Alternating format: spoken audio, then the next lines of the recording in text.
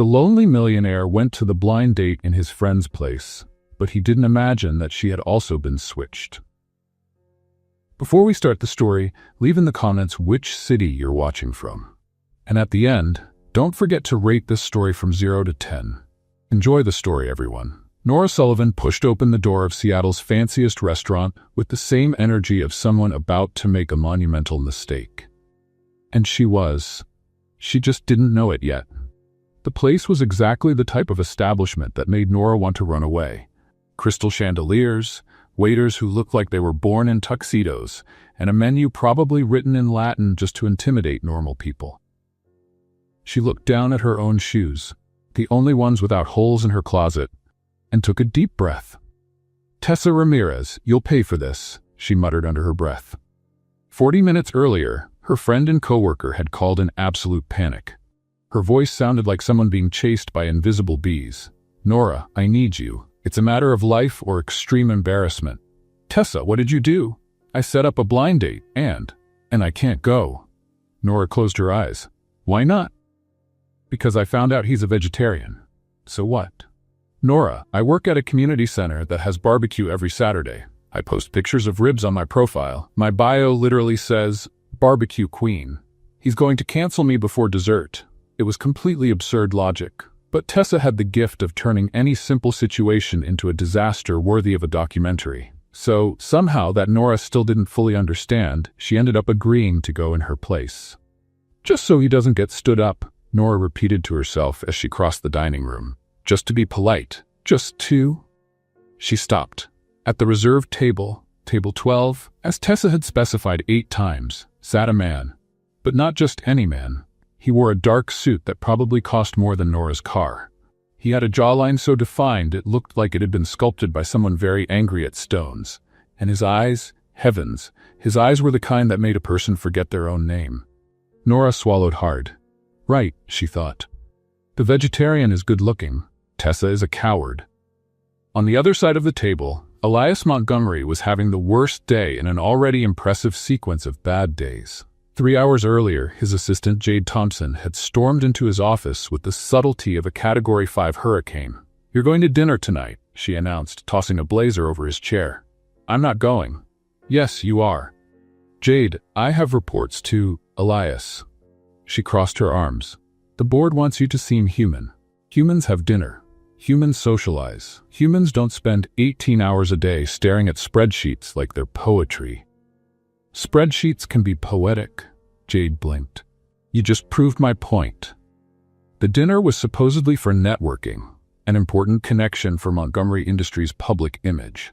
Someone from the board had organized it, someone had canceled at the last minute, and now Elias was there, sitting alone, waiting for a person he didn't even know. "I just need to survive 1 hour," he muttered, adjusting his tie for the 5th time.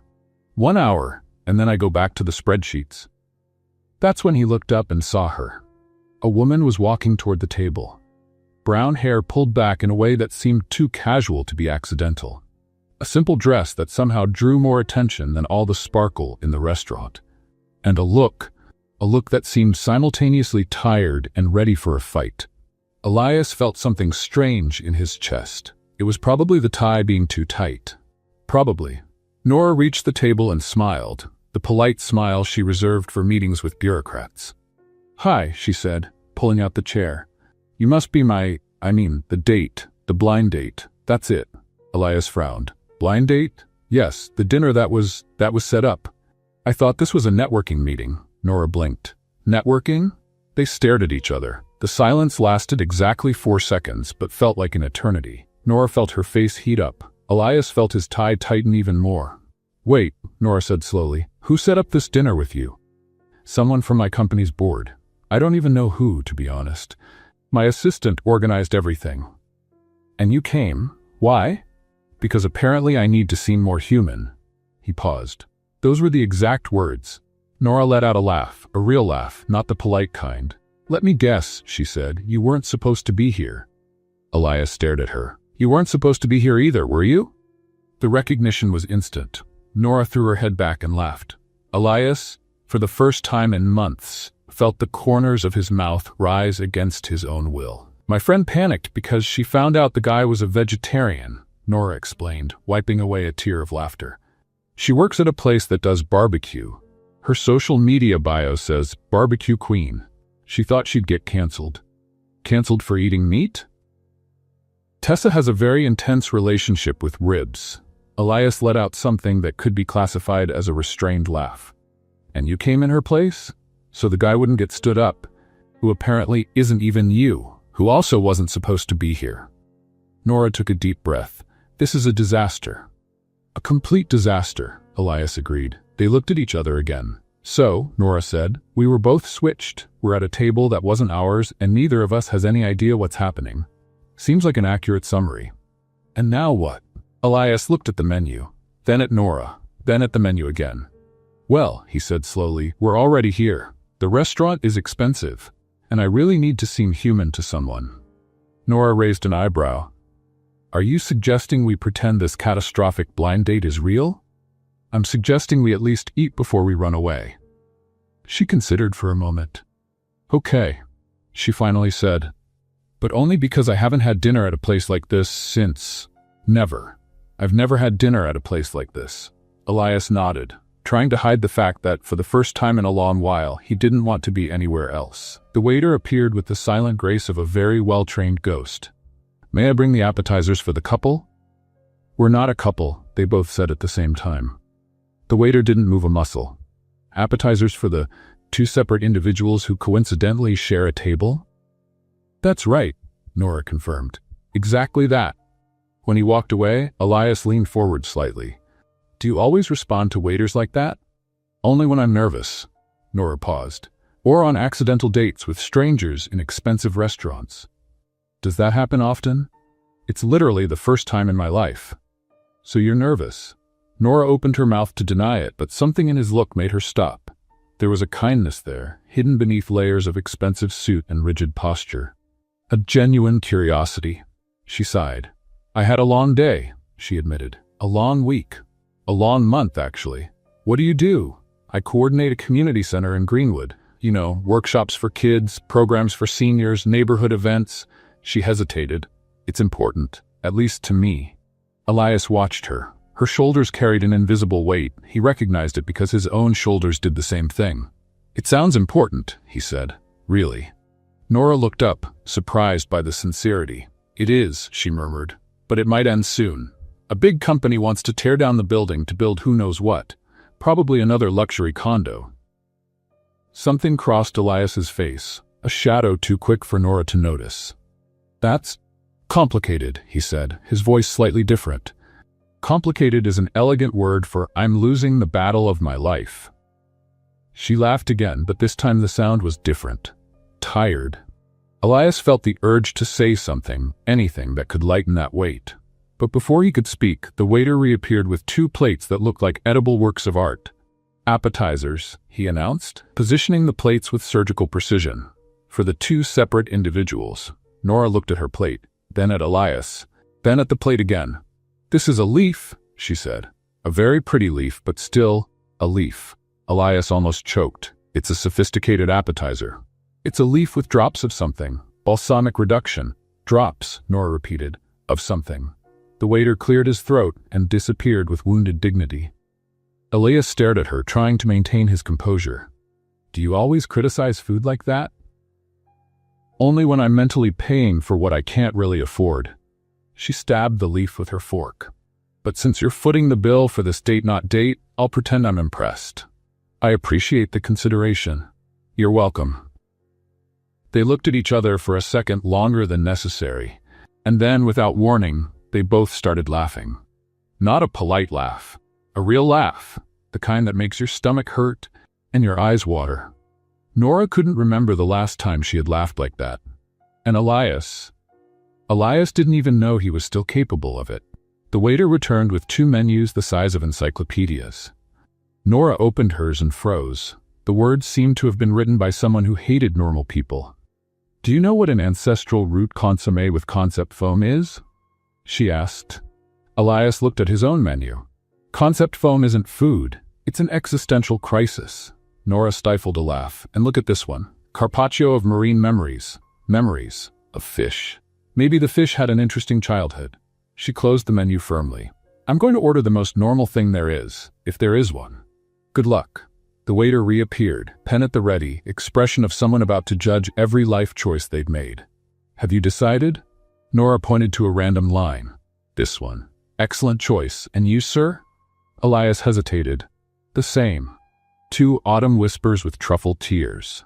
The waiter wrote it down without blinking. Harmonious. When he walked away, Nora leaned over the table. We just ordered whispers of autumn with tears. At least the truffles are sad along with us. She laughed, a laugh that made Elias knock over his water glass into his own lap.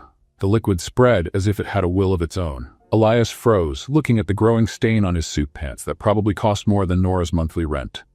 That, he began. Are you okay? Perfectly fine? He grabbed the napkin with a forced calm that didn't convince anyone.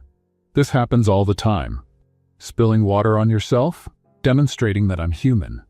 Nora bit her lip to keep from laughing more. If it's any comfort, you're doing great. Your assistant would be proud. Elias stared at her, napkin still in hand, dignity in tatters. You're enjoying this, aren't you? Immensely. He sighed, but the corners of his mouth betrayed a smile. The autumn whispers arrived. 3 tiny balls on a huge plate, decorated with something that looked like artistic moss. Nora counted the balls. There are 3. Seems like it. 3 for all this. Elias speared one with his fork. Maybe they're very nutritious whispers. Or maybe this restaurant is an elaborate money laundering scheme. He almost choked. Do you always say what you think? Only when I'm nervous, or hungry, or awake. She tasted one ball. Actually, it's good. Not worth the price, but it's good. High standard of evaluation.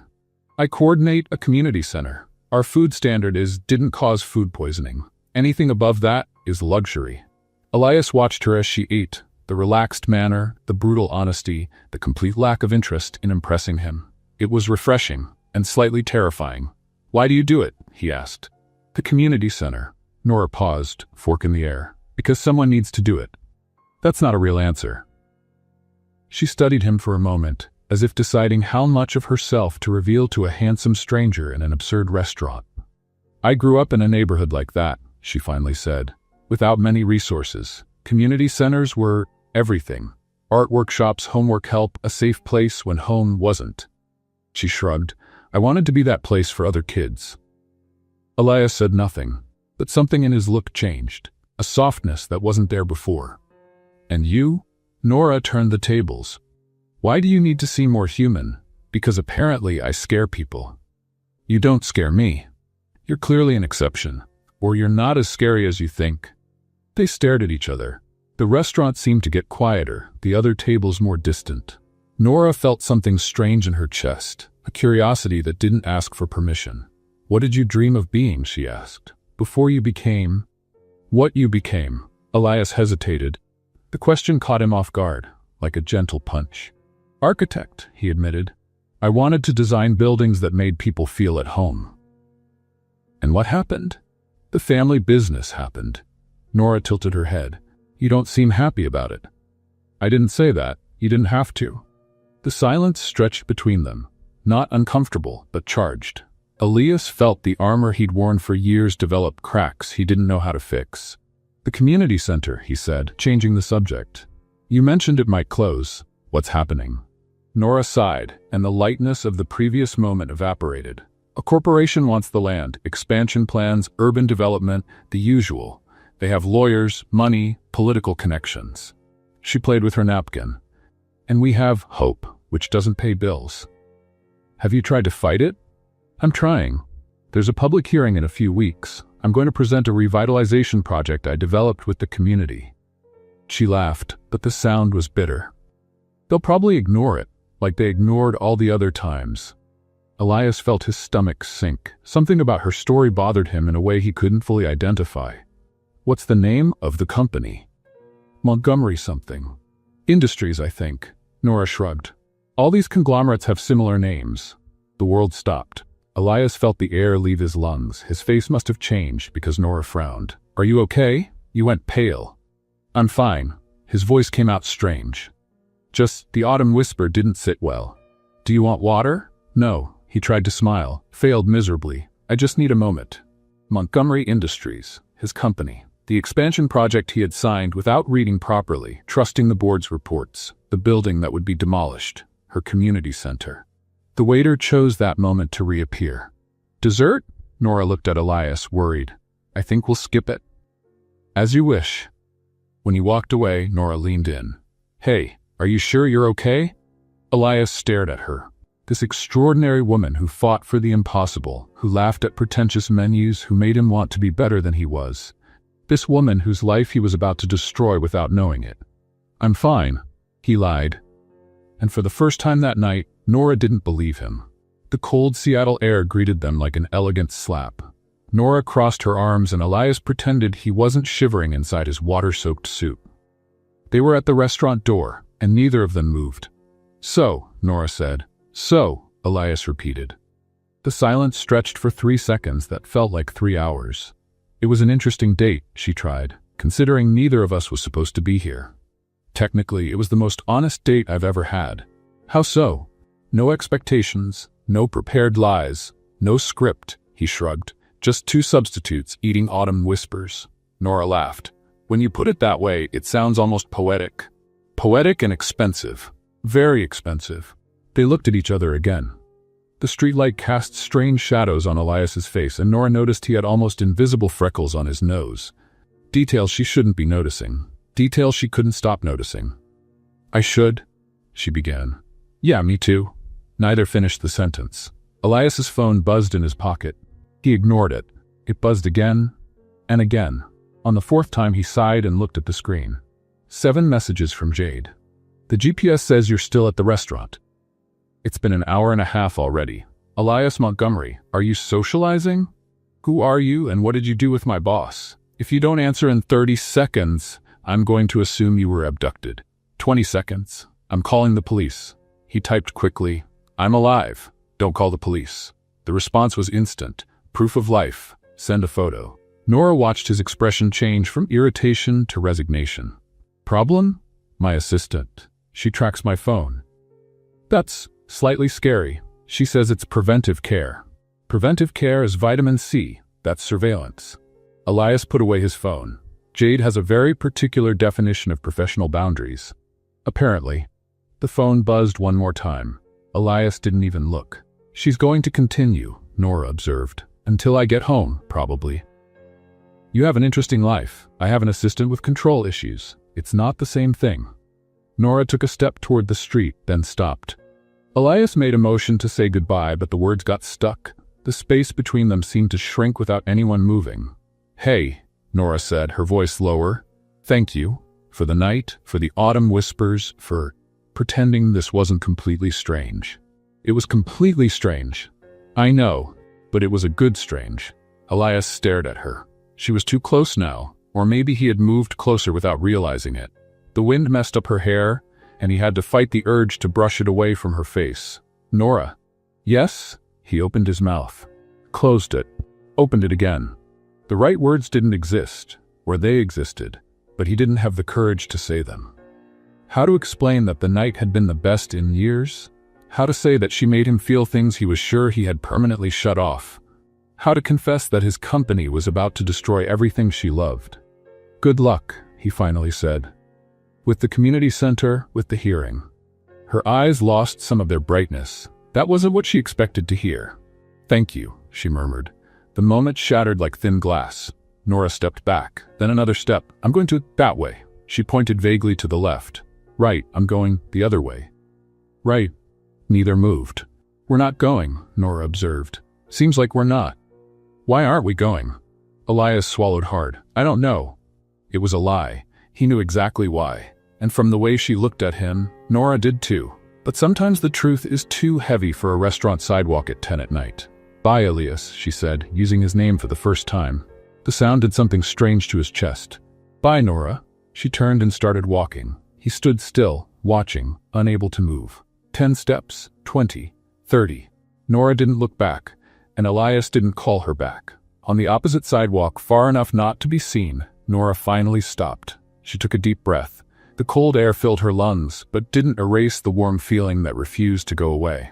A smile appeared. Small, involuntary, kind of silly. Well, she murmured to herself. A stranger in a ridiculous restaurant, a date that shouldn't have happened, a night that shouldn't have meant anything. So why couldn't she stop smiling? Nora shook her head and kept walking.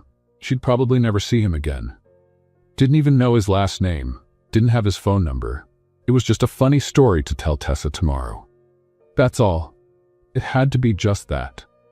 On the other side of town, Elias got in his car and sat in the parking lot for 5 whole minutes.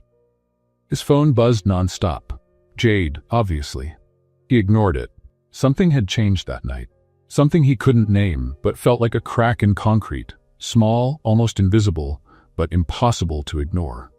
Nora Sullivan, a woman who laughed at expensive menus and fought for the impossible and looked at him as if she saw something beyond the suit and the title. And he was about to destroy everything she loved. Elias started the car and drove home, the weight of guilt already forming in his chest. When he got to the apartment, the first thing he did was open his laptop and look for the expansion project documents. The name was there, in bold letters, Greenwood Community Center, scheduled for demolition, and right below it, his own digital signature. The laptop screen glowed in the dark apartment like a silent interrogation. Elias had been sitting on the couch for 40 minutes, staring at the same document without blinking. His signature, his name, his company, Nora's community center. This can't be right, he murmured, scrolling down the page. But it was. Every line, every paragraph, every legal clause confirmed the same thing. He had approved the demolition of the Greenwood Community Center 3 months ago. He didn't even remember signing it. There were so many documents per week. Dozens, sometimes hundreds. The board sent them, he approved them, the company moved forward. That's how it worked. That's how it had always worked. Until now. Elias closed his eyes and saw Nora's face. The way she talked about the center, as if it were an extension of herself. The passion in her voice, the exhaustion in her shoulders, the stubborn hope that refused to disappear. And he was destroying all of that with a signature he didn't even remember making. The intercom rang at 11:30 at night. Elias frowned. Nobody visited without warning. Nobody visited, period. Mr. Montgomery? The doorman's voice sounded hesitant. Miss Thompson is coming up. I didn't authorize. She said it was a medical emergency. What medical, Emmer? The door opened before he finished the sentence. Jade entered like a hurricane in pajamas and indignation, holding her phone like a weapon. You're alive, she exclaimed. Obviously. Then why didn't you answer my messages? Because there were 11. In 1 hour. 14, I counted. She stopped in the middle of the room, looking around. Why are you in the dark? Why are you looking at your laptop like it just ended your marriage? I'm not married. Exactly. The laptop ended a marriage that doesn't even exist. That's impressive. Elias sighed. Jade, what are you doing here? Checking if my boss had a nervous breakdown after socializing for the first time in 3 years. She threw herself on the couch beside him. And apparently I was right, because you look like someone who just found out Santa Claus doesn't exist. Santa Claus doesn't exist. See? Nervous breakdown. Jade peeked at the laptop screen. Greenwood Community Center, she read aloud. Scheduled for demolition. Digital signature of. She stopped. Oh. Yeah, you signed this, apparently. Do you remember signing it? No. Jade leaned back on the couch, processing. So you approved the destruction of a community center without knowing it, and now you're having an existential crisis at 11 at night? 11:30. The precision doesn't help Elias. He rubbed his face with his hands. The woman from dinner, Nora, she works there, coordinates the place, has been fighting to save it for months. Jade's eyes widened. Wait, the mysterious woman from the accidental blind date works at the place you're demolishing? Yes. The date I practically forced you to go to? Yes. She was silent for exactly 2 seconds. This is too dramatic even for me. Jade pointed at the laptop. See? Even the computer is dramatic. It could have shown any document, but it chose this one specifically. I searched for this document, Jade. Details. Elias got up and went to the window. The city sparkled below. Millions of lights, millions of lives, millions of decisions that affected people he would never meet. How many times have I done this? He asked, more to himself than to Jade. How many times have I signed something without reading it properly? How many lives have I affected without knowing? Do you want the honest answer or the one that helps you sleep better? The honest one. Probably many. Jade got up and went to him. But that doesn't mean you're a horrible person. It means the system is a mess and nobody can read 300 pages of legalese per day. That's not an excuse. It's not, but it's context. Elias turned to face her. I need to fix this. How? I don't know yet. The board won't like it. I know. Margot Pierce definitely won't like it. I know. Jade crossed her arms. Are you willing to pick a fight with the entire board because of a woman you met 4 hours ago? Elias thought about Nora, about her smile, her laugh, the way she looked at him as if she saw something beyond the CEO, beyond the last name, beyond the money. It's not just because of her, he said. It's because it's right. But she helps. She helps. Jade sighed. Okay, if we're going to do this, we need a plan. You can't just cancel the project out of nowhere. There are contracts, investors, schedules. I know. And you can't tell her who you are. Not yet. She'll think you were getting close on purpose. Elias hadn't thought of that. His stomach sank. She's going to hate me. Probably, but maybe less if you fix things before telling her. And how do I fix it? Jade grabbed the laptop and started typing. First, we find out everything about this project. Who approved it, who profits, what the loopholes are. Then, we find an alternative that makes financial sense. The board only understands money. And if there's no alternative, there's always an alternative. You just have to be creative. She looked at him. You're still the CEO. Your voice carries weight. Use it. At 2 a.m, the apartment was covered with printed papers, notes, and empty coffee cups. Jade had left an hour ago, but Elias couldn't sleep. He was looking at a photo of the community center on the website. Children smiling, elderly people playing cards, a colorful mural painted on the outside wall. It was everything his company wasn't. Chaotic, imperfect, full of life. And he was about to erase it from the map. His phone buzzed. A message from Jade. Found something interesting. The revitalization project that City Hall ignored? It was filed by someone named Nora Sullivan. It's been archived for weeks. Elias felt his heart tighten. She was fighting. Alone. Against him. And didn't even know it. Elias Montgomery couldn't concentrate for 3 days. And that was a problem, because concentration was basically the only thing he knew how to do. 9 o'clock meeting. Thought about Nora. 11 o'clock report. Thought about Nora. 1 o'clock lunch. Didn't eat lunch because he was thinking about Nora. Are you okay? Jade asked for the 10th time that morning. I'm fine. You've been staring at the same page for 20 minutes. I'm analyzing. It's a restaurant menu. Someone sent it by mistake. Elias looked down. It really was a menu, from an Italian restaurant he'd never heard of. I knew that, he lied. Jade crossed her arms. You need to resolve this situation. What situation? The situation where you turned into a lovesick corporate zombie. I'm not in love. You sighed 11 times during the budget meeting. I counted. It was a long meeting. It was about spreadsheets. You love spreadsheets. Elias had no arguments. At 4 p.m, he did something he had never done before. He left the office without warning. Jade nearly had a heart attack when she saw the empty chair. The Greenwood Community Center was 20 minutes away by car, in a neighborhood that Elias probably would never have visited under normal circumstances. The streets were narrower, the buildings lower, and there was a different energy in the air. Less rush. More life. He parked across the street and watched. The center was an old red brick building, with a colorful mural on the side showing children holding hands around the world. The windows were open, and sounds of laughter escaped to the sidewalk. Elias took a deep breath and crossed the street. The inside was chaotic in the best possible way. In one room, children painted on makeshift easels. In another, a group of elderly people played dominoes with the intensity of a championship final. In the hallway, teenagers rehearsed a choreography that seemed to involve a lot of arm movements and little coordination. Nobody wore suits. Nobody seemed stressed. Nobody checked their phone every 30 seconds.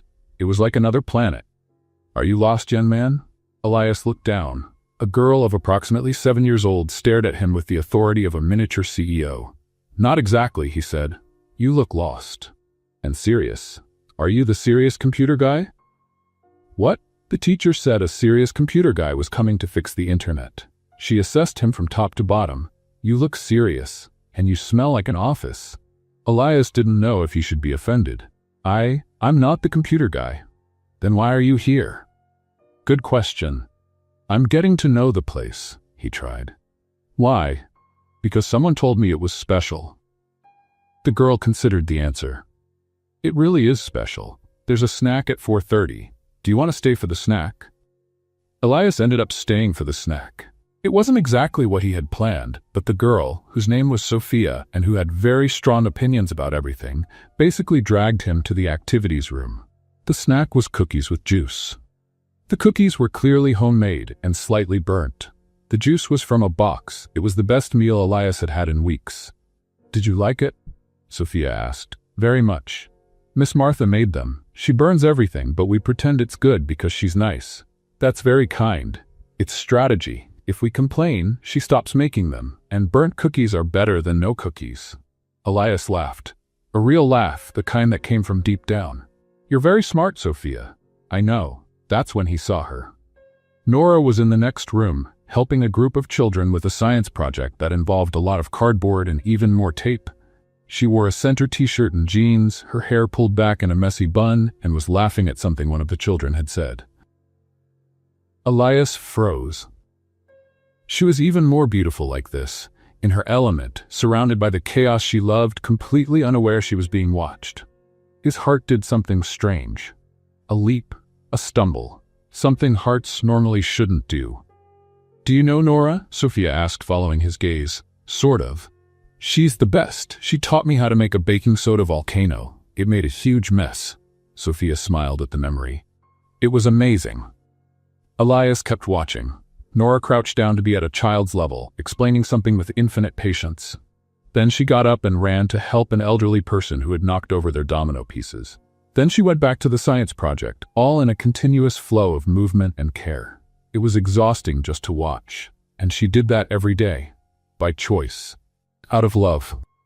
Elias looked around, the peeling walls that someone had tried to brighten up with drawings, the mismatched chairs, the old but functional equipment. It was imperfect. It was real. It was everything his life wasn't. His apartment was spotless and empty. His office was efficient and cold. His meetings were productive and soulless. And here, in a building his company wanted to demolish, there was more life in one room than he had experienced in years. The guilt came back with full force. Serious guy? Elias looked at Sophia. Yes? Why are you sad? I'm not sad. Yes, you are. Your eyes got different. Children noticed everything. I just realized something, he said. Good thing or bad thing? I still don't know.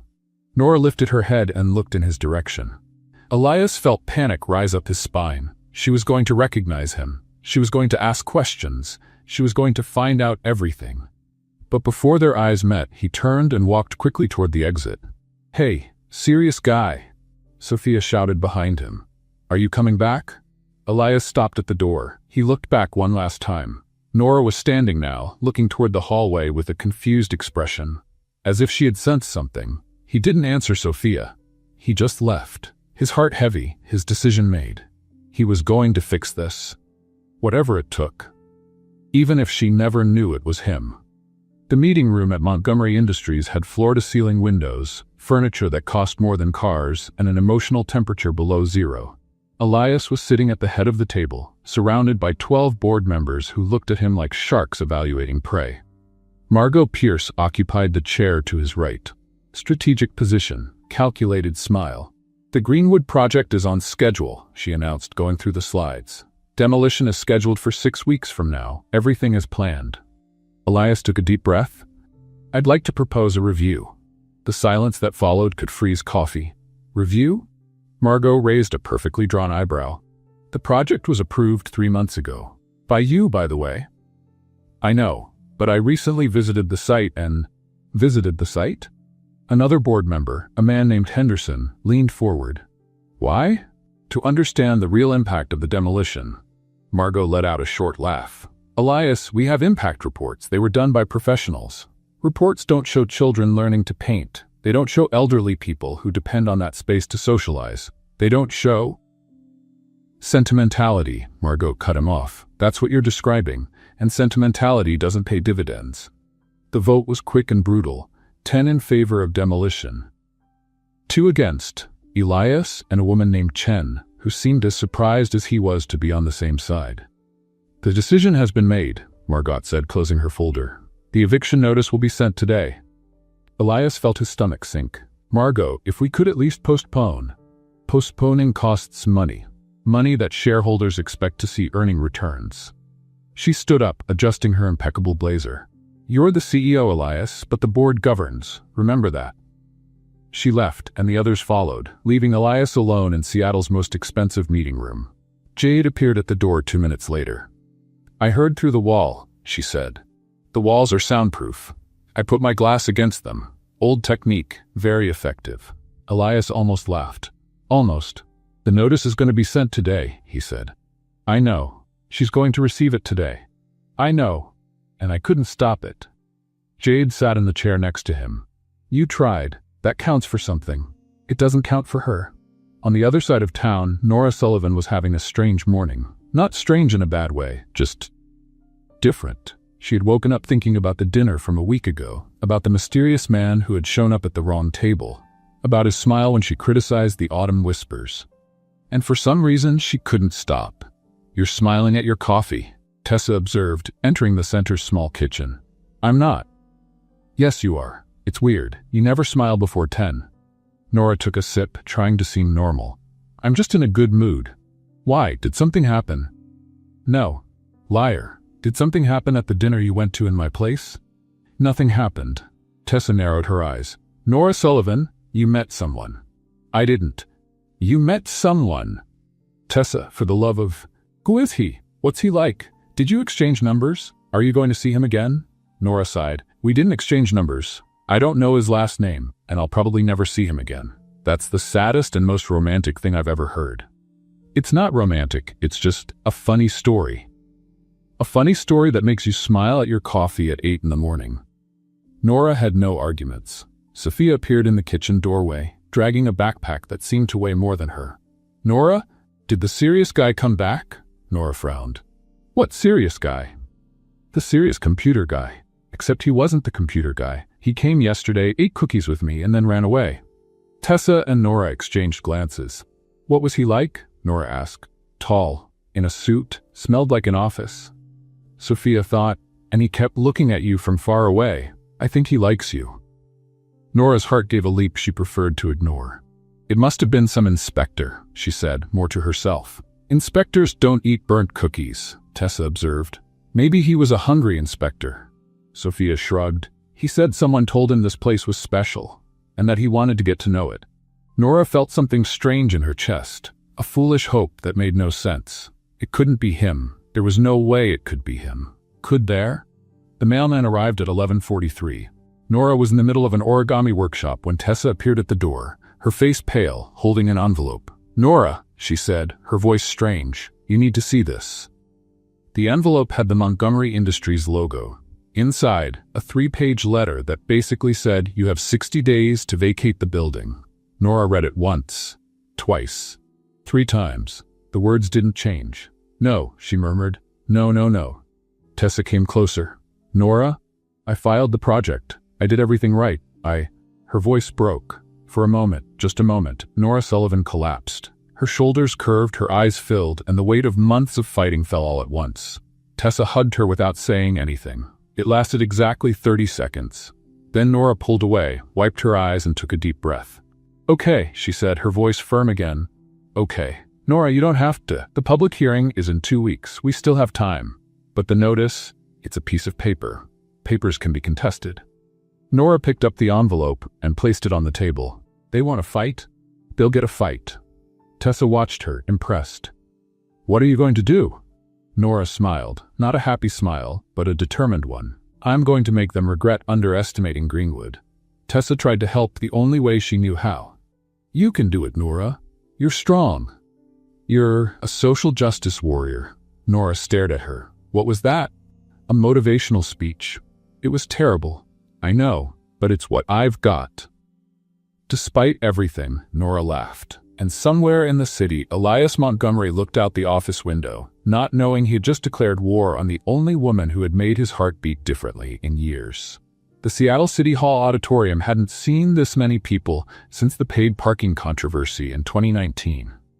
Every seat was occupied, people squeezed into the hallways, and someone had brought a sign that said, "Greenwood Lives," in red letters that seemed to have been painted with anger. Nora Sullivan was backstage, holding her notes as if they were a life vest. "You're looking green," Tessa observed. "Thanks for the support." "It's a pretty green. Matches the nervousness." Nora took a deep breath. 2 weeks of preparation, sleepless nights, a revitalization project she had rewritten 7 times until it was perfect. Everything came down to the next 15 minutes. "What if I forget everything?" she asked. "You won't forget. What if I faint? Then it'll be much more memorable." "Tessa, I'm trying to help." The auditorium buzzed with conversation. Greenwood residents occupied the front rows, elderly people who had been coming to the center for decades, parents with children in their laps, teenagers who had learned to dance in Nora's workshops. In the back row, a group in dark suits stood out like ink stains on white paper. Miss Martha, the lady with the burnt cookies, nudged her husband. "Look at that. The money crowd arrived.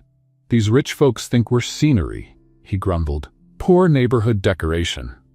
Expensive decoration, at least. Look at the size of those watches." A woman in the front row turned around. The gray-haired one looks like he swallowed a lemon. "That's their standard. They call it a business expression. Looks like constipation."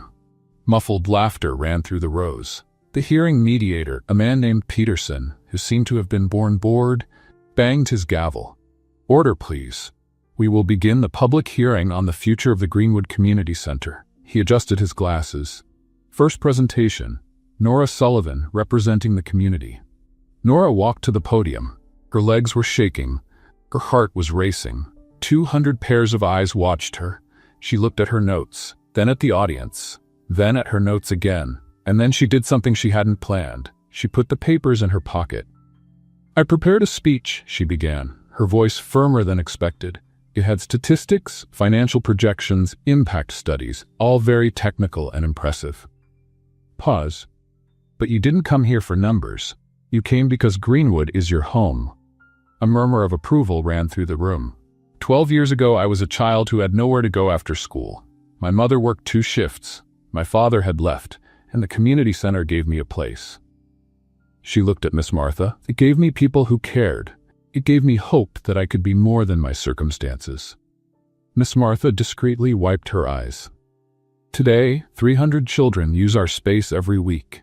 80 elderly people participate in activities. 20 teenagers found jobs through our programs." Nora took a deep breath. "This doesn't show up in profit reports, but it shows up in transformed lives." She pulled out a tablet and projected images on the screen behind her. "This is the revitalization project I developed with the community. We're not asking for money.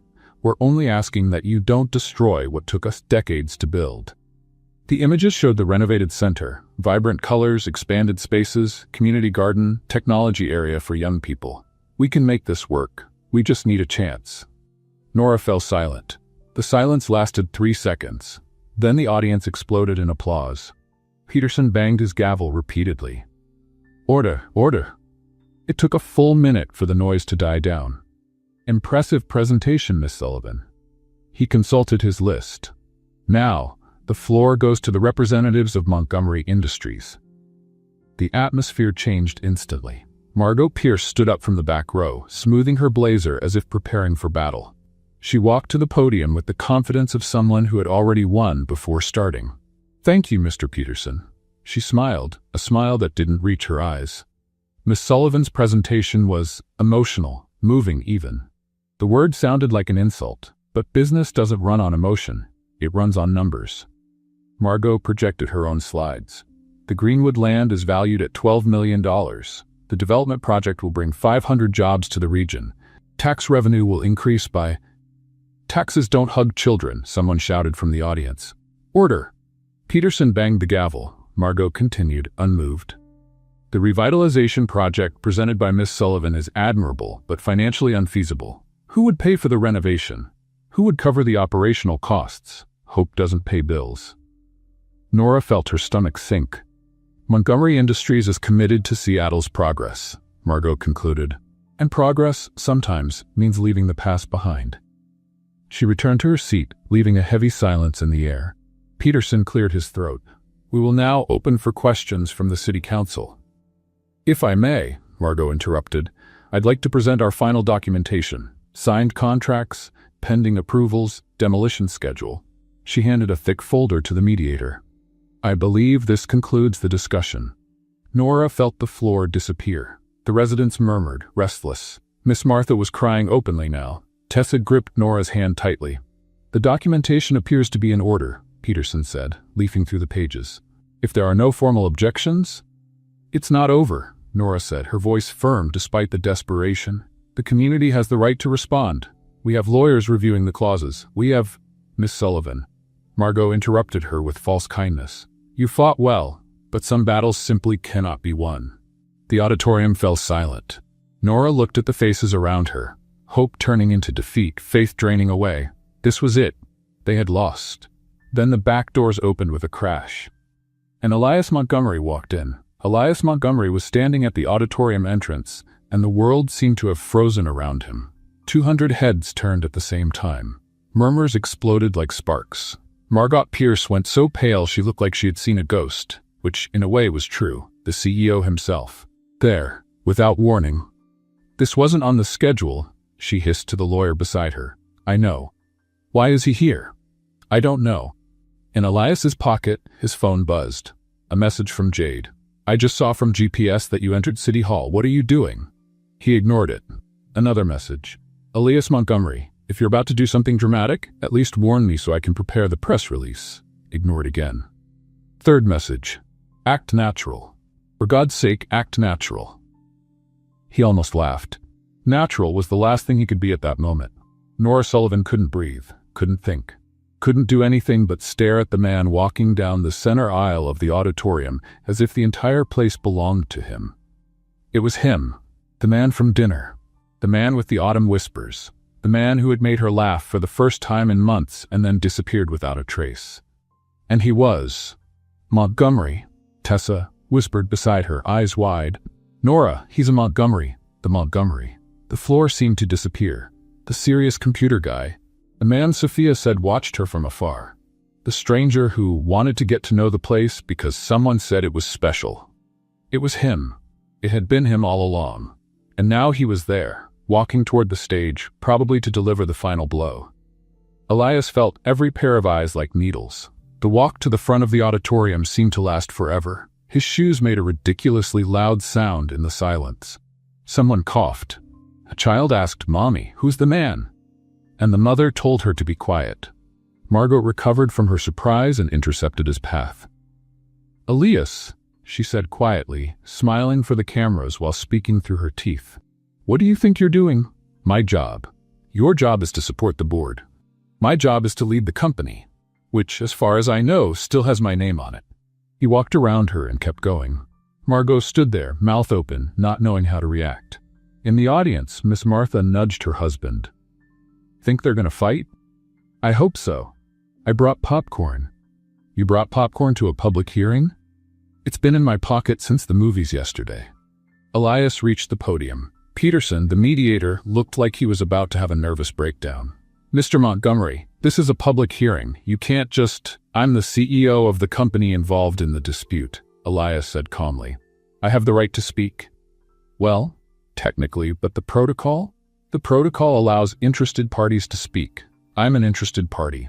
Peterson looked at his papers as if they could save him. They couldn't. Proceed, he sighed.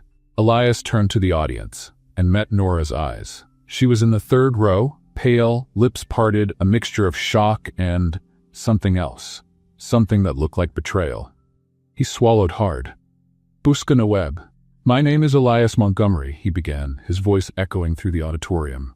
I'm the CEO of Montgomery Industries, and 3 months ago, I signed a document authorizing the demolition of the Greenwood Community Center. Murmurs of anger ran through the room. I signed it, he continued, without reading it properly, without visiting the site, without knowing the people who would be affected. Because it was just another paper in a pile of papers, and I had more important things to do. Nora frowned, confused. That was a mistake I intend to correct. The silence now was different, tense, expectant. Margot stood up. Elias, the board already voted. The board voted based on incomplete information, he interrupted her. Information that I, as CEO, should have questioned. I didn't question it. The responsibility is mine. Nora didn't know what to feel. Anger? He was responsible for all of this. The man behind the faceless corporation. The villain of the story she had been trying to fight for months. Confusion? He seemed genuinely sorry. He seemed human. Hope? No. She refused to feel hope. Hope was too dangerous. Tessa squeezed her hand. Nora, breathe. I am breathing. You're turning purple. Purple is the new color of self-control. Elias continued. I visited the community center last week, not as CEO, not as a company representative, just as someone wanting to understand. He paused. A 7-year-old girl offered me burnt cookies and explained that the strategy was to pretend they were good so Miss Martha wouldn't stop making them. Surprised laughter ran through the audience. Miss Martha wiped her eyes, smiling. At that moment, Elias said, I realized something that reports will never show. That place has soul. It has history. It has people who depend on it, not out of convenience, but out of real necessity. He turned to Margot. Progress doesn't mean destroying what works. Progress means finding ways to grow without crushing whoever's in the way. Margot crossed her arms. Pretty words, but words don't change signed contracts. No, but I can. Elias's phone buzzed again. What are you going to do? Jade, clearly panicking. He typed quickly, trust me. That's the phrase that precedes all disasters in history. He put away his phone and turned his attention back to the audience. I came here to what exactly? Margot interrupted him, her voice sharp. To sabotage your own company? To throw away millions in profits because of sentimentality? To do what's right. What's right doesn't pay dividends. Not everything needs to pay dividends, Margot. The tension between them was almost palpable. The audience watched as if it were a tennis match in slow motion. Nora stood up. She hadn't planned it. Her body simply decided it couldn't stay sitting anymore. Wait, she said, her voice cutting through the silence. You're the man from the dinner. Elias stared at her. Nora, you knew. The accusation weighted each syllable. You knew who I was, what I did, and you didn't say anything. I didn't know, not that night. But you found out later, and even then you didn't say anything. I wanted to fix it before. Before what? Before I found out that the man who made me laugh was the same one destroying everything I love? The entire auditorium held its breath. Elias came down from the stage and walked to her. He stopped 2 steps away, too close and too far at the same time. I was wrong, he said, low enough for only her to hear. I was wrong not to tell you. I was wrong to sign without thinking. I was wrong in 1,000 things I can't change. Then why are you here? Because some things I can still fix. His eyes were sincere, desperately sincere. And Nora hated the fact that even now, even knowing who he was, a part of her still wanted to believe. Peterson cleared his throat. If we could, resume order. Nobody paid attention. Mr. Montgomery, Margot said, her voice icy. If you don't have anything concrete to offer, I suggest you stop wasting everyone's time. Elias turned to her and smiled. It wasn't a happy smile. It was the smile of someone about to flip a table. Actually, Margot, I have something very concrete. He returned to the podium and pulled a folder from his jacket. I've spent the last 2 weeks reviewing contracts, consulting lawyers, and finding viable alternatives. He opened the folder. What I have here is a proposal that will change everything. Margot went pale. What proposal? Elias looked at Nora, then at the audience, then at the mediator. A proposal that needs to be heard. He placed the documents on Peterson's table, and the entire auditorium leaned forward, waiting. Peterson leafed through the documents with trembling hands. The entire auditorium seemed to lean forward, as if gravity had changed direction.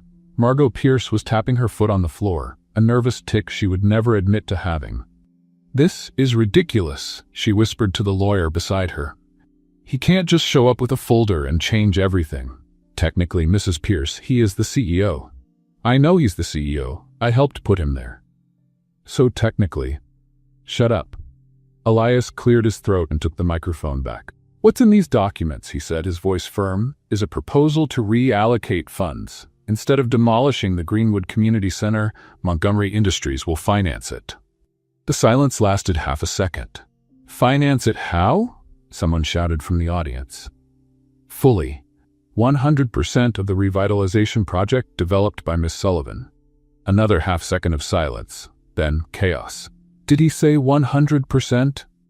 Miss Martha stood up so fast that her chair flew back and hit her husband's knee. Ow, woman, don't complain. The man said 100%. I heard, but my knee didn't need to participate in the celebration. In the back row, a group of teenagers started clapping rhythmically. One of them started a shout of Greenwood that spread like a virus. Within seconds, half the auditorium was chanting along. Miss Martha's husband, the same one who had brought popcorn, threw what was left up in the air like confetti. I knew this popcorn would be good for something. Good for something. You said it was left over from the movies. And it was, but now it's victory popcorn. Peterson banged his gavel with the energy of someone trying to put out a fire with a matchstick. Order, please, we need order. Nobody cared about order. Sophia, who had appeared from some mysterious place, as children tend to do, climbed on a chair and started jumping. We won! We won! Sophia, get down from there! Shouted a woman who was probably her mother. No, I'm celebrating. You can celebrate on the floor. Celebrating on the floor isn't real celebrating.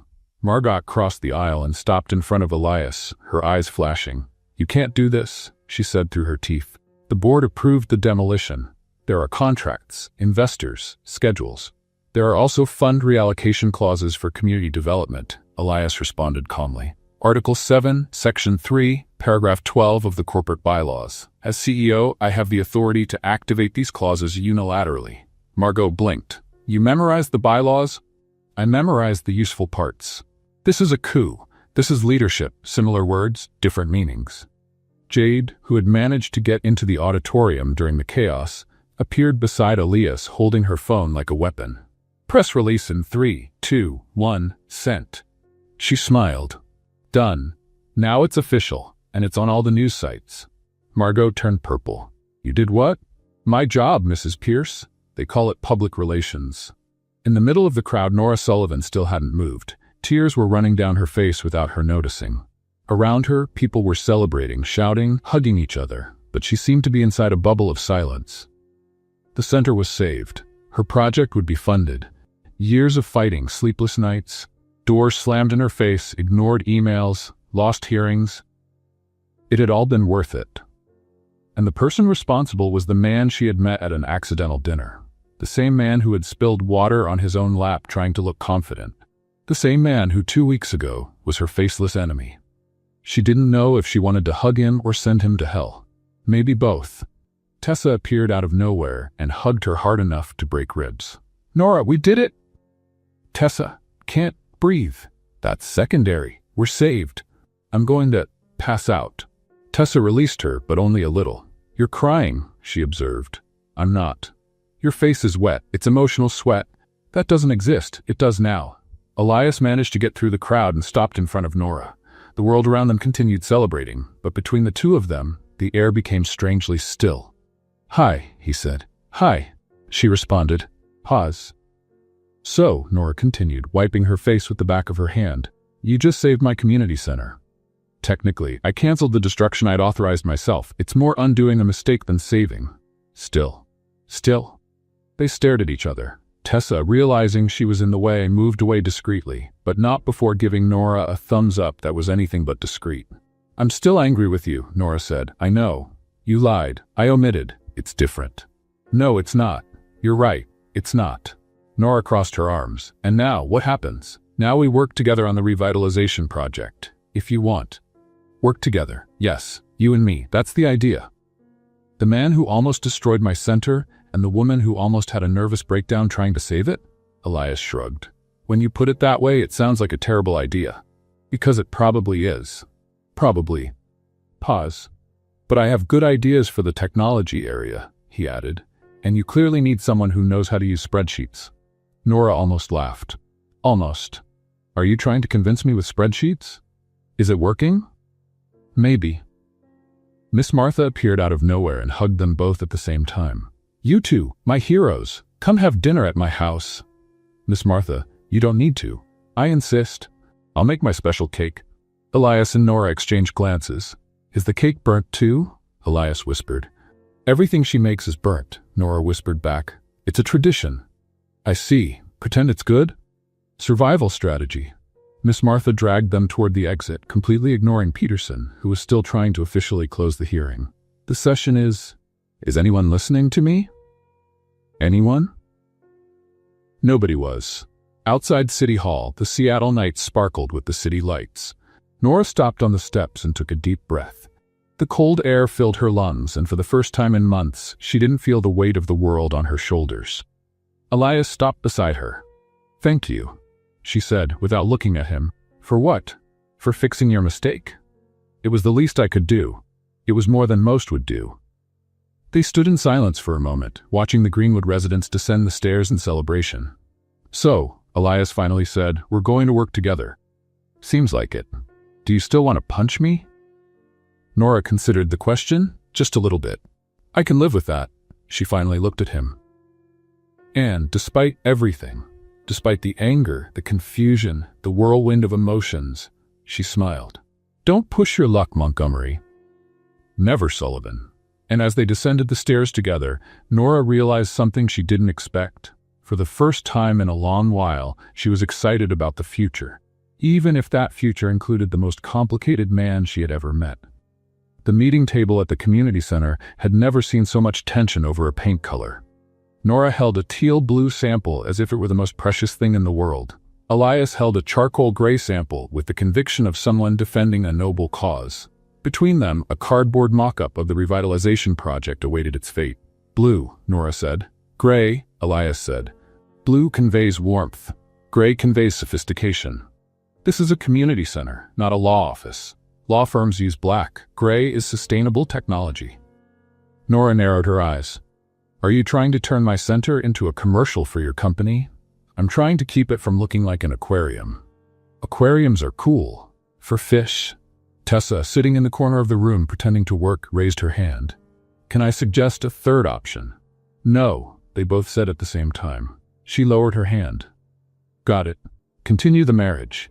"It's not a marriage," Nora protested. "It's a professional discussion," Elias completed. "Professional discussion about blue and gray. That's lasted 40 minutes. Tessa went back to looking at the computer. Totally normal. 5 days had passed since the hearing. 5 days of meetings, planning, and discussions about every detail of the revitalization project. 5 days of Nora and Elias working side by side, trying to pretend there wasn't a strange electricity in the air every time they got too close. They were failing miserably. "Look," Nora said, placing the paint sample on the table, "we can settle this in a civilized way." "I'm listening." "Vote. The community decides." Elias considered. "Fair, but if they choose gray..." "They won't choose gray." "You don't know that. I've known this community for 12 years. They're not going to choose the color of a hospital. Gray isn't hospital color. Hospitals use white. Gray is white that gave up on living." Elias opened his mouth, closed it, and for a second it looked like he was going to laugh. He held back at the last instant. "You're impossible," he said. "Thank you. I practice." Jade appeared at the door carrying coffee and skepticism. "Still fighting over the color?" "We're not fighting," Elias said. "We're debating," Nora completed. "Debating. Of course." Jade distributed the cups. "I brought decaf for both of you. You clearly don't need more energy." Nora took the coffee and took a sip. "This isn't decaf."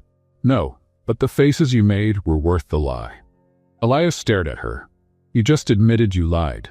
"I work for a CEO. Adapting the truth is part of the package." "It's not. It should be. It would make everything more efficient." Tessa, from across the room, raised her own cup. "I like her." Jade smiled. "The feeling is mutual." Nora looked from one to the other. "Why does it feel like you're plotting something?" "Because we are," Jade said simply. "But don't worry, it's for your own good." "That's scary." "It's efficiency." Similar words. After coffee, they returned to the mock-up. Elias leaned over the table to point out a detail in the technology area. Nora leaned in to see better. And, without meaning to, their hands landed on the same spot on the paper. The touch was brief, maybe half a second. but it was enough to make them both freeze. "Sorry," Nora said, pulling her hand back. "No, I was just looking." "Me too." They stared at each other. The air became strangely charged. Tessa coughed, loudly, very loudly. "I'm going to get more coffee," she announced, standing up. "Jade, come with me?" "I just brought coffee." "Then let's get cookies." "We don't have cookies." "Let's buy cookies." "The nearest store is." Tessa pulled her by the arm. "Let's go, now." The two left, leaving Nora and Elias alone with a cardboard mock-up and attention nobody had asked for. "So," Nora said, trying to seem casual, "the technology area." "Yes, the technology area." "You were saying something about computers." "Was I?" "I don't know. You were pointing." "Oh yes." Elias looked at the mock-up as if seeing it for the first time. "I was thinking we could have a programming room for teenagers, teach skills that can become careers." Nora relaxed a bit. Work was safe territory. "That's actually a good idea."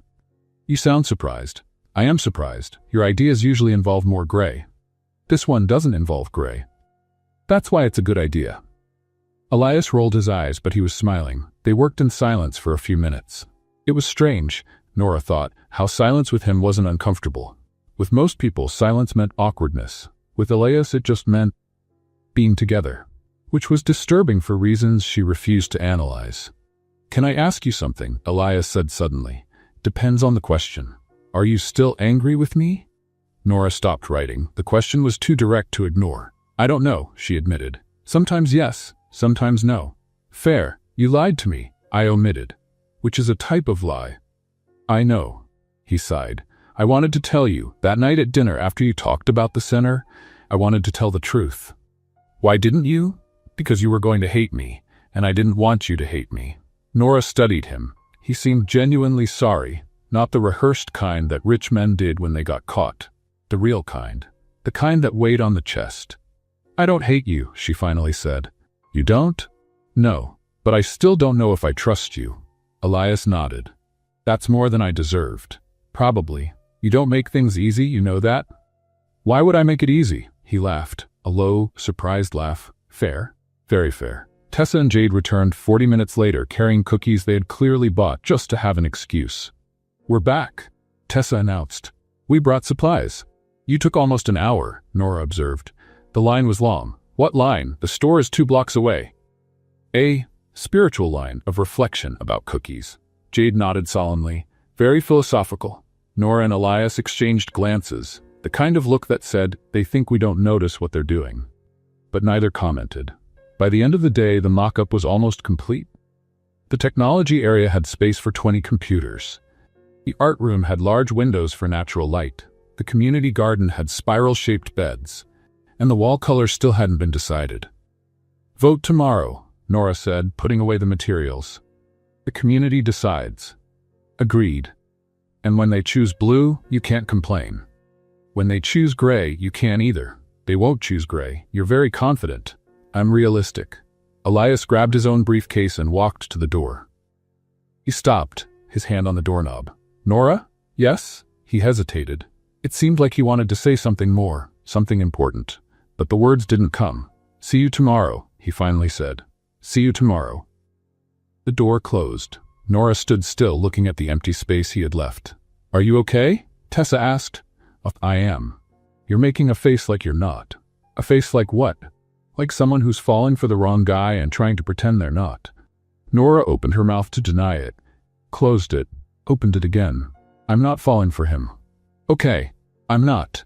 "I believe you. You're being sarcastic." "Totally. But with love." On the other side of town, Elias got in the car and sat in the parking lot for 10 minutes. Jade, in the passenger seat, pretended to check emails. "How long are you going to sit there?" "As long as I need to." "Need to for what?" "To process." "Process what?" "The fact that you're completely in love with her and don't have the courage to say it." Elias stared at her. "I'm not."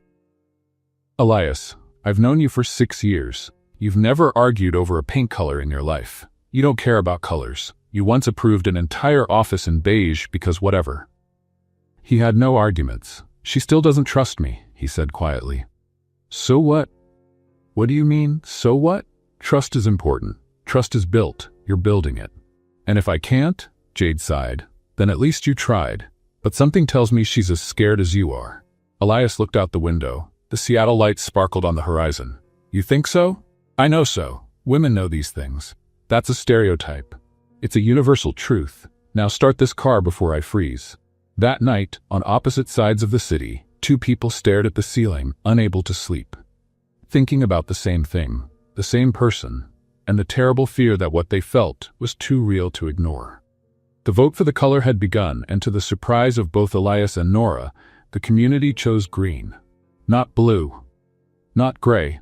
Emerald green, to be exact. A suggestion from Sophia that won unanimously because, according to her, green is the color of plants, and plants are cool. Nora and Elias stood side by side, staring at the voting results as if they'd been collectively slapped. Green, Nora said. Green, Elias repeated. We argued for 40 minutes over nothing. Technically, we debated. We debated over nothing. Sophia walked past them with a victorious smile. Adults complicate everything. You should have just asked the kids from the start. Miss Martha, behind her, shrugged. She has a point. A week after the historic vote, the renovation was officially underway. Workers came and went, walls gained new life, and the community center buzzed with activity. Nora and Elias had fallen into a strange routine of working together. Meetings in the morning, inspections in the afternoon, discussions about details at the end of the day. It was productive. It was professional. It was absolutely maddening. Because every time their eyes met, the air got heavier. Every time their hands almost touched, Nora's heart raced. And every time Elias smiled, that restrained smile that seemed reserved just for her, Nora temporarily forgot how to form sentences. Tessa had started taking notes, literally. In a little notebook. What are you writing? Nora asked one afternoon. Nothing. Tessa, scientific research about unresolved romantic tension. You two are a fascinating case study. I'm going to burn that notebook. I have a cloud backup. On Friday, the storm arrived. The Seattle sky darkened at 5 in the afternoon as if someone had turned off the sun. By 6, the rain began. Not regular rain, but the kind that made it seem like the entire ocean was falling from the sky. Tessa left at 5:30, before the worst started. See you Monday. Don't do anything I wouldn't do. What does that mean? Elias asked. It means she's giving us permission for basically everything, Nora murmured. At 7, when they tried to leave, the parking lot was flooded. At 7:15, all of Seattle lost power. At 7:30, Nora and Elias were officially trapped. Well, Nora said, looking out the window at the downpour, this wasn't on the schedule. Elias checked his phone. Jade says the forecast is 3 more hours of storm. The electric company has no timeline for restoring power. So we're stuck here. Seems like it. Alone. Apparently. In the dark. Technically, I have my phone flashlight. Nora stared at him. Are you trying to be funny? I'm trying not to freak out. Humor helps. They found flashlights in the supply closet, 4 to be exact, all working by some miracle. Nora turned one on and lit up the main room. Shadows danced on the freshly painted green walls, creating strange shapes. Looks like a horror movie, she observed. Or an adventure. You're too optimistic. You're too pessimistic. I'm realistic. Realistic, pessimistic. Nora pointed the flashlight at his face. Careful, Montgomery. I have the light source. I have the power here. Elias raised his own flashlight. Now we're on equal footing. Is that a threat? It's a negotiation. They sat on the floor of the art room, backs against the wall, flashlights between them creating a circle of light in the middle of the darkness. The rain beat against the windows like insistent music. The wind howled outside, and inside the silence was almost palpable. You know what we could do? Nora said. What? Shadow theater. Elias frowned. Shadow theater? Yeah, with your hands. On the wall. She positioned the flashlight and made a vague shape with her fingers. Look. A dog. Elias tilted his head. It looks more like a camel with spine problems. It's an artistic dog. It's an artistic disaster. Then do better. Elias grabbed his flashlight and positioned his hands with excessive care. The result was a shape that didn't look like anything recognizable at all. What is that? Nora asked. A rabbit? Where are the ears? They're conceptual ears. Nora burst out laughing. Conceptual ears don't exist.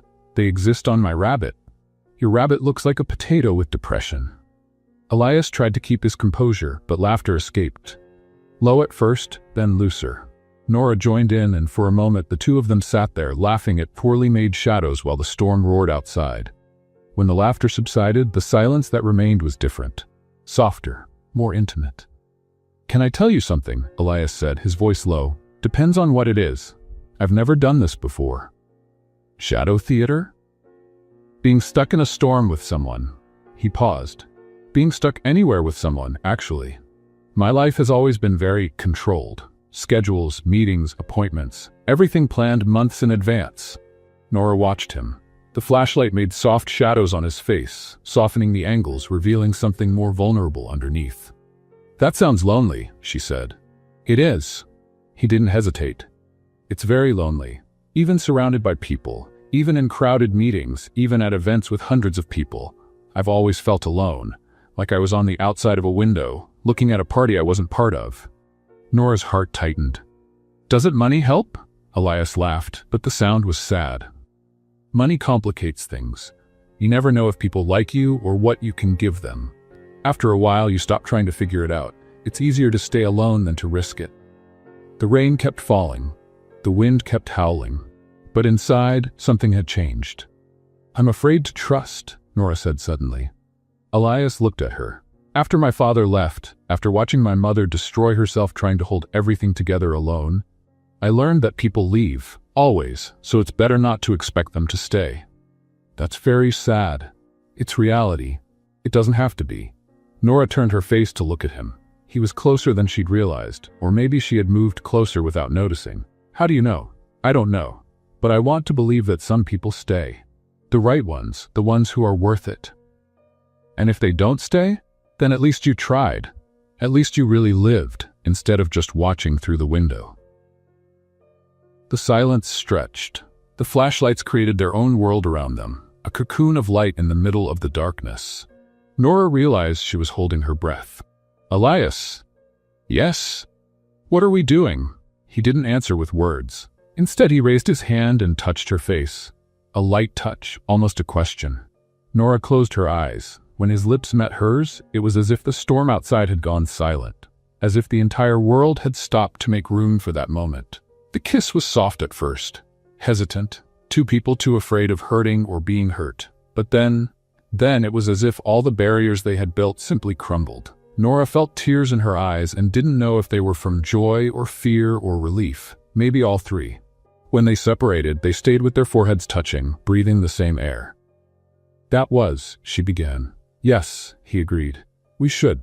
Probably." But neither of them moved. And outside, as if the universe was approving, the rain began to ease. Monday arrived with sun, clear skies, and two adults acting like teenagers who don't know what to do after their first kiss. Nora arrived at the community center at 8 in the morning. Elias was already there, pretending to examine a plant in the corner of the room as if it were the most fascinating object in the universe. "Hi," she said. "Hi," he responded without taking his eyes off the plant. "That plant is plastic." "I know. How long have you been looking at it?" "Since you walked in." "That's 3 seconds. 3 very intense seconds." Tessa noticed in approximately 12 minutes. "What happened?" she asked, appearing beside Nora with the subtlety of an elephant in a china shop. "Nothing." "Liar. You're both acting strange." "We're not." He greeted the plastic plant when he arrived. "The plant, Nora," he said good morning to it. Maybe he likes plants. "It's plastic." "Plastic plants deserve respect too." Tessa narrowed her eyes. "Something happened the night of the storm." "Nothing happened. You were stuck here for hours, alone, in the dark." "So what?" "We worked." "Worked?" "Yes." "In the dark." With flashlight, Tessa crossed her arms. "Nora Sullivan, if you don't tell me what happened, I'm going to find out on my own. And when I do, I'm going to be much more dramatic than if you just told me now." Nora opened her mouth to deny it again, closed it, sighed. "We kissed." Tessa's scream was probably heard in 3 different states. Jade arrived at the community center at 10, as had become routine in recent weeks. She found Elias in the meeting room, smiling at the project mock-up as if it had told him a joke. "You're smiling," she said, dropping her purse on the chair. "I'm not." "Yes, you are, and you're smiling at the mock-up, which is cardboard." Elias adjusted a non-existent piece. "I'm happy with the project's progress." "You're never happy with project progress. You're satisfied, content. at most adequately impressed. Jade sat in the chair across from him. A smile like that is something else. You're imagining things. I'm imagining that you were stuck here in the storm, with her, in the dark, for hours. Jade tilted her head. You kissed. It wasn't a question. Elias tried to keep his expression neutral, failed completely. Jade threw her hands up. Finally! I was going crazy watching you two. At lunchtime, Tessa and Jade met in the hallway. What happened next was an exchange of information so fast and efficient, it seemed rehearsed. Did she confess? Jade asked. At 9:12, you? 10:15. He tried to deny it for 3 minutes. She did too, very amateur. When do you think they'll make it official? 1 week. 2 at most. I bet 10 days. Deal. Nora appeared at the end of the hallway and saw the two talking. She stopped. What are you doing? Networking, they said at the same time. Networking. Between assistants and best friends, Tessa explained. It's a very important professional category. You're making bets about me and Elias. Jade didn't even bother denying it. The question is, when will you make it official? We don't even know what we are yet. Two people who kissed during a storm and now can't look at each other without smiling like idiots. Tessa counted on her fingers. That has a name. It starts with dat and ends with ing. You're both impossible. We're efficient. They're different things. In the afternoon, when Nora and Elias finally were alone in the meeting room, the tension was almost palpable.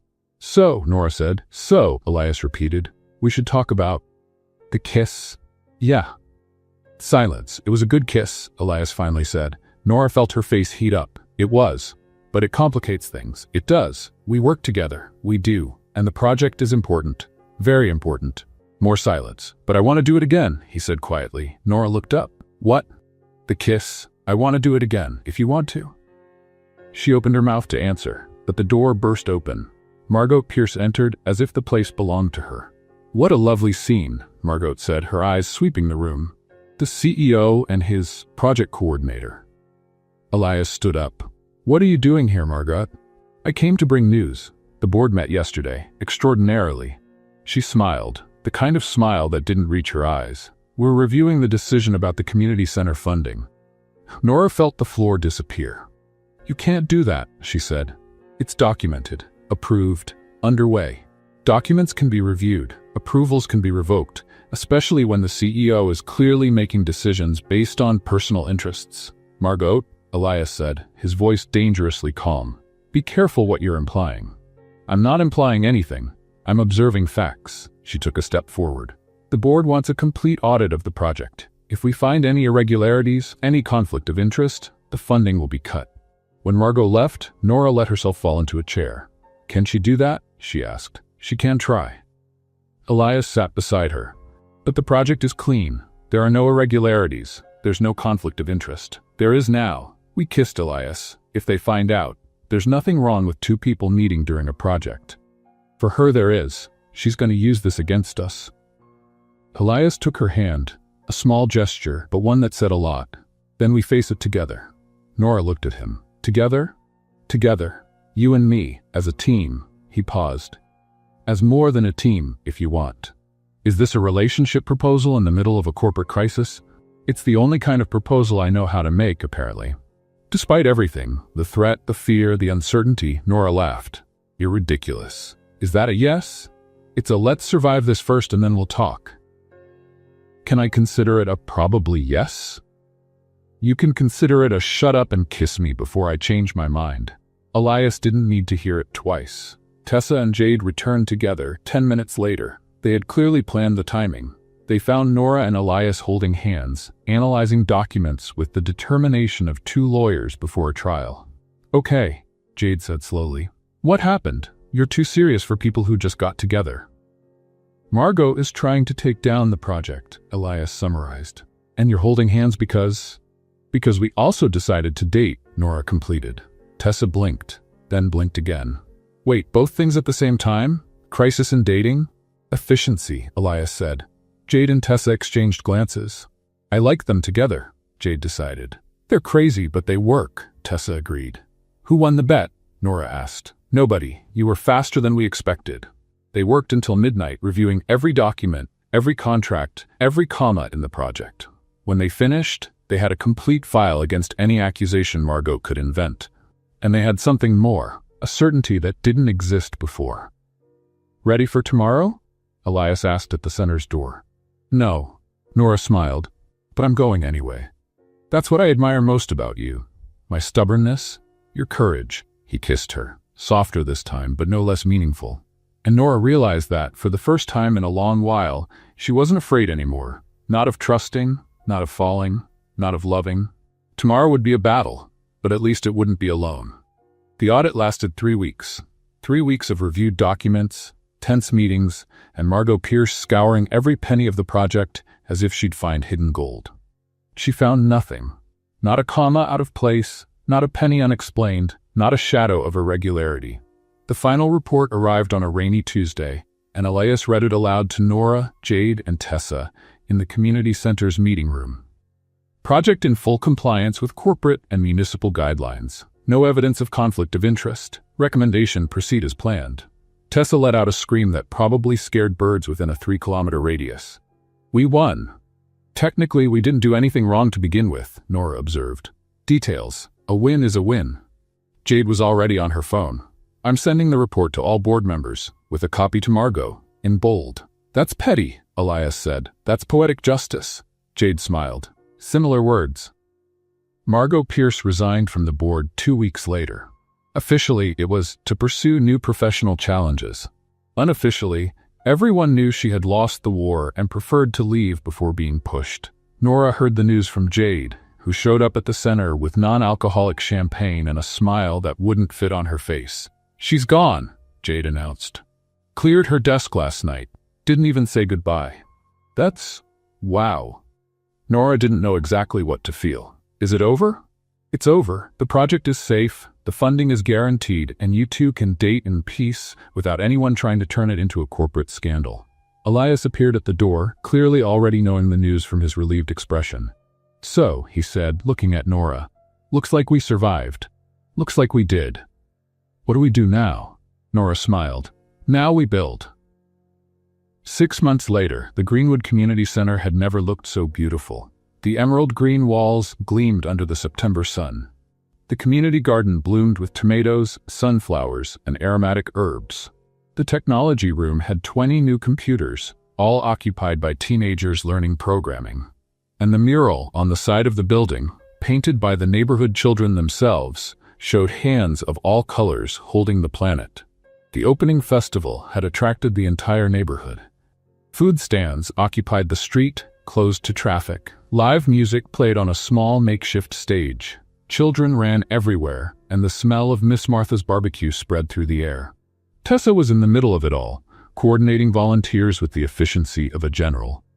More napkins at stand 3. Who took the microphone? "Sophia, get down from there now!" Sophia, balanced on a chair to see the stage better, stuck out her tongue. "I'm supervising. You're 8 years old. 8 very experienced years." Nora watched it all from a corner, her heart overflowing. It had worked. Everything had worked. The center was standing. The neighborhood was alive. And she, for the first time in years, wasn't fighting anyone. Wasn't running to put out fires. Wasn't holding the world on her shoulders alone. It was a strange feeling. Good, but strange. "You're making that face again," said a voice behind her. Nora turned. Elias was there, handsome in jeans and a casual shirt, very different from the suited man she had met at a pretentious restaurant months ago. "What face?" "The face of someone who doesn't believe it worked out. Because I still don't believe it." She looked around. All of this seemed impossible, and now it's here. Real. Working. Elias took her hand. "You made this happen. We made it happen. You started it. I just showed up in the middle and tried not to get in the way." Nora laughed. "You got in the way quite a bit at first." "I know, but I got better." "You got better a little." "Only a little? I don't want to inflate your ego." At 4 in the afternoon, someone cut the music. Nora frowned. That wasn't on the schedule. "What's happening?" she asked Tessa, who had appeared beside her with a suspiciously innocent expression. "Nothing." "Tessa." "Absolutely nothing. Look, I think someone wants to speak on stage." Nora turned. Elias was climbing the steps of the makeshift stage, with a microphone in his hand and his legs visibly shaking. "Hi," Elias said into the microphone. The sound echoed down the street, and all conversations stopped. "Sorry to interrupt. I just need a minute." Nora felt her heart race. "What is he doing?" "Shh," Tessa said. "Watch." On stage, Elias seemed to be having a small existential crisis. He looked at the paper in his hand, then at the crowd, then at the paper again. "I prepared a speech," he began. "It had beautiful phrases, literary references, a Shakespeare quote I thought was elegant." He crumpled the paper and tossed it aside. "But that's not me, and the person I want to talk to deserves the truth, not a rehearsed script." Jade, somewhere in the crowd, shouted, "Get on with it, Elias!" Scattered laughter. Elias took a deep breath. 8 months ago, I walked into a restaurant thinking I was going to a networking meeting. I found a woman at the wrong table who criticized the food, laughed at my attempts to seem impressive, and made me spill water on my own lap. More laughter. Nora felt her face burn. That night, I didn't know she was going to change my life. I didn't know she was going to make me question everything I thought was important. I didn't know she was going to show me what it really means to care about something, about someone. He came down from the stage and started walking toward Nora. The crowd opened up like the Red Sea. "Nora Sullivan, you're the most stubborn, brave, and annoyingly right person I've ever met." "Annoyingly?" she repeated, her voice failing. "Annoyingly, because you're always right, and that's very inconvenient for my ego." He stopped in front of her, and then, to Nora's absolute shock, he knelt down. The silence was total. Not even the children made noise, which was practically a miracle. Elias pulled a small box from his pocket. His hands were shaking so much he almost dropped it. "I'm not perfect," he said. "I make mistakes. I shut down. I sometimes still say good morning to plastic plants when I'm nervous." "That's true," Jade confirmed from somewhere. "I saw it. But with you, I want to be better, every day, for the rest of my life." He opened the box. A simple, elegant ring gleamed inside. "Nora Sullivan, will you marry me?" Nora couldn't breathe, couldn't think, couldn't do anything but look at this absurd, irritating, wonderful man kneeling in front of her with a ring and his heart exposed. "You're proposing to me," she said, "in the middle of the festival, in front of everyone." "I am. This is very dramatic." "I know, and very public. I know. What if I said no? Then it would be very embarrassing, but I'd risk it." Nora felt the tears coming, not sad tears, tears from something so big it didn't fit inside her. "You're ridiculous," she said. "Is that a yes?" She took a deep breath. "It's a yes, you fool." The crowd erupted in applause. Elias stood up so fast he almost tripped. Nora jumped into his arms, and the kiss that followed made Miss Martha cover Sophia's eyes. "I can see. I'm 8 years old, not a baby." "You are a baby." Tessa was crying so loud she could barely speak. "I always knew it would work out." Jade, beside her, was also wiping her eyes. "You literally bet they'd take longer." "Lies. I didn't know, but I'm happy anyway." When they finally separated, Elias put the ring on Nora's finger. "It fit," he said, relieved. "You didn't know the size?" Jade found out. "Don't ask me how. I have my methods," Jade shouted from afar, "and a very good relationship with jewelers."